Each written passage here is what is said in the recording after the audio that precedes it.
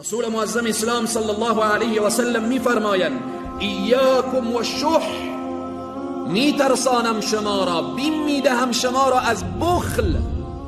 بخل چیست؟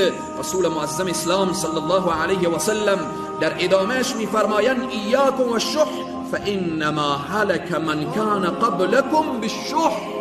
امم گذشته که قبل از شما بودن بخیل شدن، الله اونها را به سبب بخلشان هلاک کرد.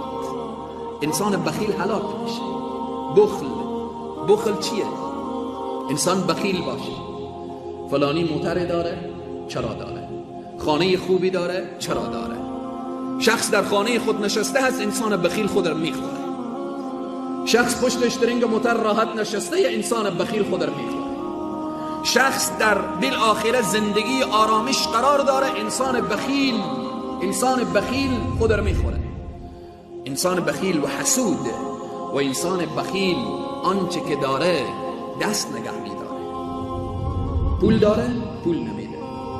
تاجر بخیل پول خود را در راه الله مصرف نمیکنه. عالم بخیل سخن حق در راه الله به بندگان الله نمیگه. انسان بخیل از زور و قوت و بازویی که داره، از این که میتوانه آنچه که الله به دسترسش گذاشته برای دیگران برسانه، ولی بخل میورزه. وقتی بخل ورزید، رسول معظم اسلام میفرمایند سبب هلاکتش هست. امم گذشته که بخیل شدن هلاک شدن. تاجر بخیل، قدرتمند بخیل، عالم بخیل، هر فردی که بخل داشته باشه. یک هنرمند، هنری داری برای دیگران یاد بدی. البته هنری که هنر باشه، نه اینکه امروز کارهای فسق و فجور به نام هنر آوردن. هنرمند، کاسب، کسی که کسب داره، یک کسب رو میفهمه، میدانه. نجاری یاد داری برای دیگران یاد بدی. آهنگری یاد داری برای دیگران یاد بدی. برنایی یاد داری برای دیگران یاد بدی. پس به این است که من و شما باید متوجه باشیم این صفت خبیثه و رذیله از زندگی خود دور بسازیم. انسان بخیل حتی محبت نمیکنه برای دیگران. انسان بخیل سلام نمیکنه برادر مسلمان خود را.